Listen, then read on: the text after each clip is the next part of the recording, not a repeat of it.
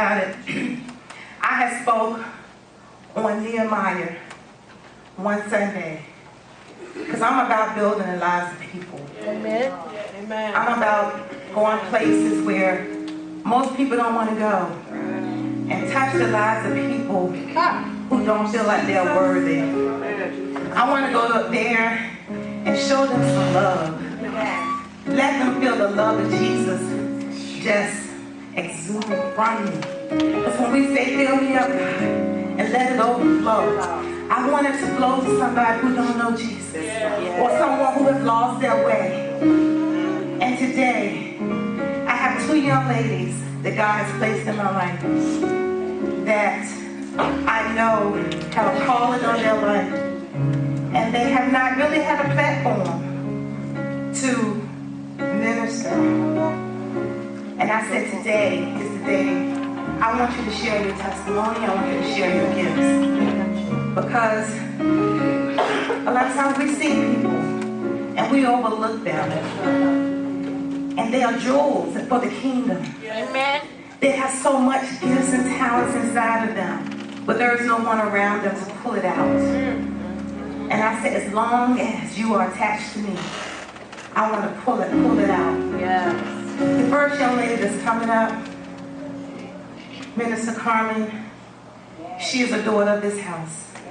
She is one of the founding members of Global Harvest Fellowship. And I asked her to give me a bio.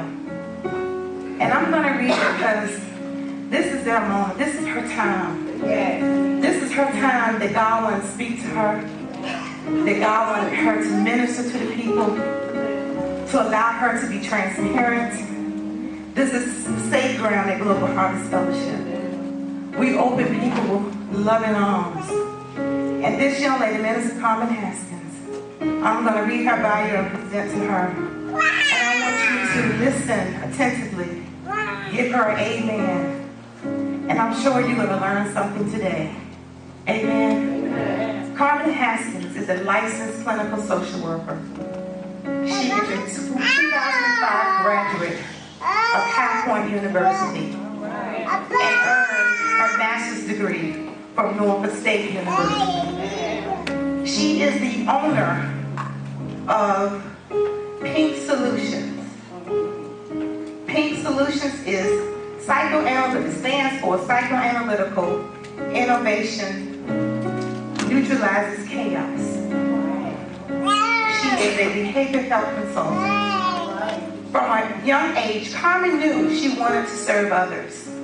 That's why she's attached to me. I'm a server. Carmen began volunteering at the age of 16 for the Special Olympics. At the age of 18, she became employed with Central Virginia Training Center as a recreational aide. This position allowed her the opportunity to assist adults with mental and physical disabilities with enjoying recreational activities outside of the facility in which they lived. Carmen then moved to work with adults with intellectual and developmental disabilities in a group home setting where the focus was to foster independence in the community. Carmen desired to broaden her horizon and work with children and families. After relocating to North Carolina, Carmen began to work with adults with severe and persistent mental illnesses. It has been challenging but very rewarding. As an experienced therapeutic provider for children and families with substance abuse, mental health, and or behavioral problems, Carmen believes that the proper support, education, and hard work, people can change for the better and achieve a better quality of life. Carmen is also a certified clinical trauma professional. Out of all of her accomplishments, Carmen is proud of being a mother. She has one beautiful and talented daughter, Imari Melania Haskins. Let's receive Minister Carmen Haskins. Amen.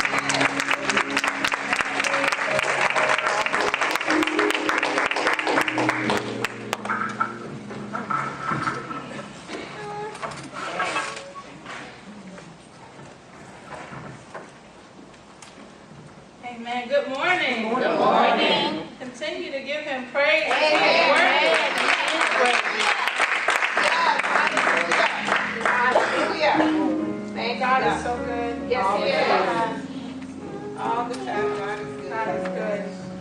Okay, so I won't be before you long. I would just like to start by giving a little bit of my testimony. So before the age of 5, I was living the American dream. I lived with both of my parents in the house in the country. We lived in a nice little neighborhood, had a big yard, had a little swing set in the back. My life was quiet. I was happy, and I was probably one of the happiest little kids that I've ever seen. And then all that changed. My parents, they split up, and although they had a co-parenting agreement, it worked well at first. And then my dad went from being consistent to inconsistent, and then non-existent a few years later. He did reappear from time to time, but it was always on his time and under his terms. And at the age of 9, unfortunately, I was molested by a family member. And I kept that secret from age 9 until about 23 to 24. So that's 15 years of suffering silently. Around age 13, I began to do things to hurt myself. And the professional term for that would be self-mutilate. But I was always smart about it because I was worried about other people worrying about me, even at a young age. So I did things that grown-ups wouldn't notice. Like stick myself with safety pins so that I wouldn't need a Band-Aid and people wouldn't ask questions, or hold my hand over a lighter so that I wouldn't burn myself, but could still feel some pain. And eventually, in that time,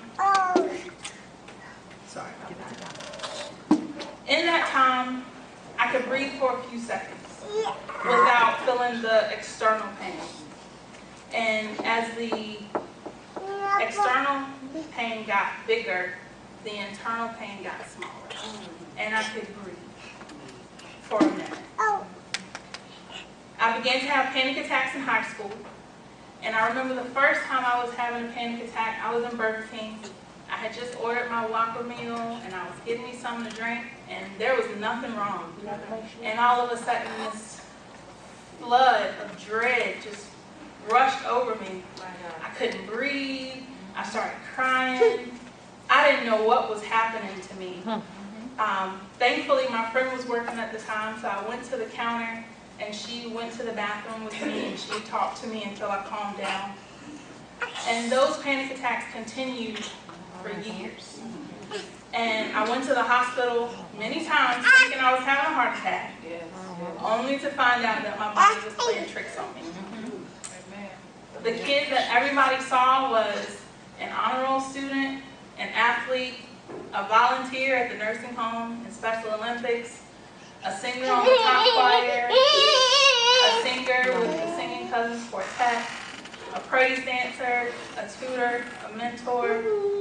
But on the inside, I was dying, and I wanted to die every day. I refused to get outside help because that would mean that I'm saying I'm crazy and I'm weak. And outwardly, I'd be saying that I'm cuckoo for Cocoa Puffs. And how can I grow up to be a therapist if I need a therapist? Well, one day it caught up with me. I was in my 20s. I was still suffering in silence. I hadn't told anyone how I felt or what I was going through. And no one knew how miserable I was. Because I smiled every day. I showed up for everyone, everywhere. But I didn't show up for myself. I was surrounded by people that loved me, but I felt so alone. And the only way that I could see out of it was to end my life. So I took some pills that I had from a previous emergency room trip for an anxiety attack, and I took them. And I immediately felt regret. What about my family? They don't deserve this. Do I really want to die? Is it too late? Because I've already took them. And so I got really scared and I called a friend that lived nearby. Because at this time I didn't live near my family. I lived hours away and I was by myself. And even when she got there, I knew I didn't want to go to the hospital. Because I knew in my current state I'd be placed on a psych hold. And I didn't want that on my record. So we came up with an agreement that, and she promised to stay up with me all night. And if my breathing became labored or if I stopped breathing, then she'd immediately call 911 or get me to the hospital. Because at that time I lived walking distance from an emergency room. And I promised that the next morning I would go to an outpatient clinic and begin therapy. So thankfully I made it through the night. She walked me into the therapist's office and sat with me the whole time to make sure that not only I was honest with the therapist, but I was honest with myself. And that was the beginning of my recovery. Amen. It has not been an easy journey, but with the help of God, my profession, my family, and therapy, and sometimes medication, I'm here. Amen. I'm alive. I'm joyful. And I'm well. I am out of the danger zone, and I have now entered the safety zone. Hallelujah. And for just a few minutes, I want to talk to you about what the danger zone looks like. So there are a bunch of different mental health disorders.